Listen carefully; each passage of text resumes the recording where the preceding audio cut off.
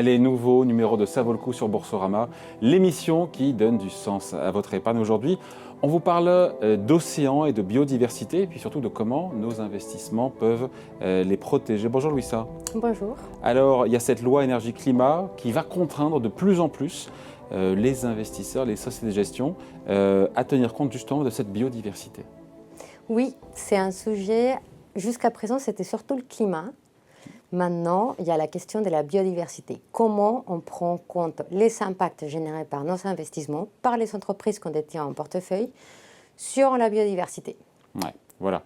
Et ça va représenter de plus en plus un risque financier pour un investisseur qu'il devra prendre en compte. C'est un risque financier, c'est un risque de réputation, c'est un risque lié à l'environnement. Pourquoi? Deux raisons principales.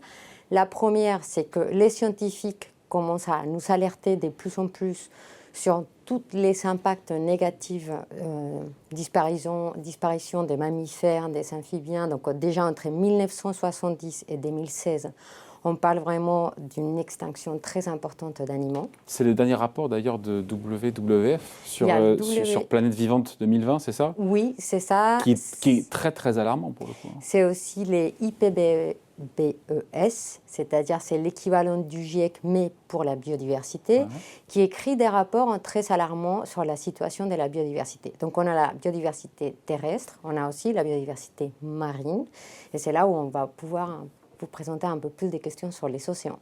Et il y a aussi un autre élément déclencheur en 2021, c'est la COP 15 qui aura lieu en Chine en octobre, dans laquelle on va essayer tous les pays se mettre d'accord pour nous fixer des objectifs pour réduire ces impacts ou neutraliser au maximum les impacts liés à la biodiversité. Voilà, et pour la préserver, il faut faire attention à ce qu'on fait du plastique. Et toute la question du plastique est centrale, Louisa. Enfin, je parle de votre contrôle. 8 millions de tonnes de plastique sont déversées dans l'océan chaque année. Je ne sais pas si on mesure ce que c'est. Oui, en fait, on a des chiffres depuis 1950. Donc, il y a 8 milliards de tonnes de plastique qui ont été produites. Mais chaque minute, il y a un camion qui était rempli de plastique qui est versé dans l'océan. Donc, il y a une grande partie du plastique qui est produit, qui est versé dans les océans. Ça a des impacts colossaux dans la biodiversité marine. Et surtout, on parle des plastiques, mais on parle aussi des microplastiques. Donc, on va pouvoir s'intéresser aux entreprises. Quelle différence entre plastique et microplastique? Donc, on va commencer par exemple avec les produits d'entretien ou d'hygiène ou avec l'agroalimentaire qui utilise des emballages, qui utilisent du plastique. Donc là, il y a une grande partie du plastique. Il est recyclé maintenant, le plastique? Non, il est souvent à usage unique et il y a seulement 40% de ces plastiques qui est recyclé. Les microplastiques, souvent, c'est plutôt des matières qui sont ajoutées donc à des produits de beauté, mais aussi à des pneus, dans l'usage, qui vont aussi arriver à la mer.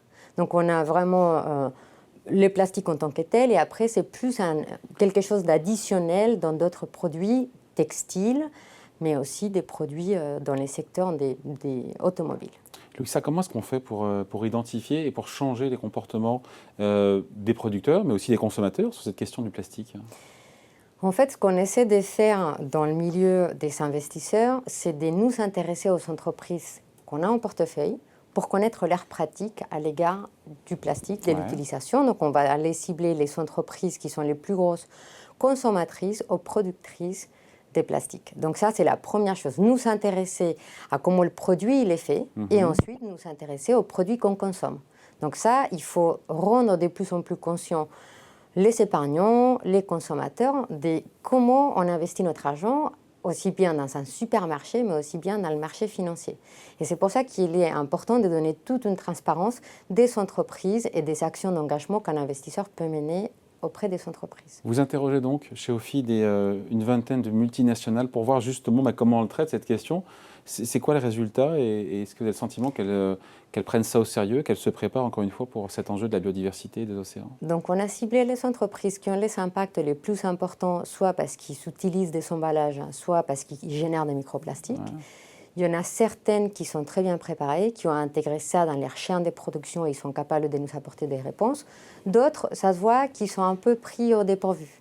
Donc c'est un processus qui va prendre, déjà on a commencé en 2020, ça va s'étaler en 2021 et on espère pour 2022 faire un rapport pour identifier les bonnes pratiques et les mauvaises pratiques des entreprises recensées.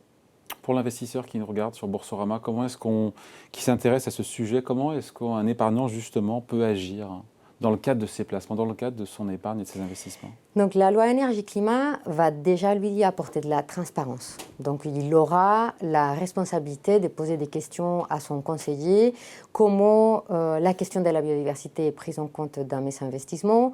On sera nous obligés de rapporter, de donner des communications dans les reportings, de tracer des indicateurs.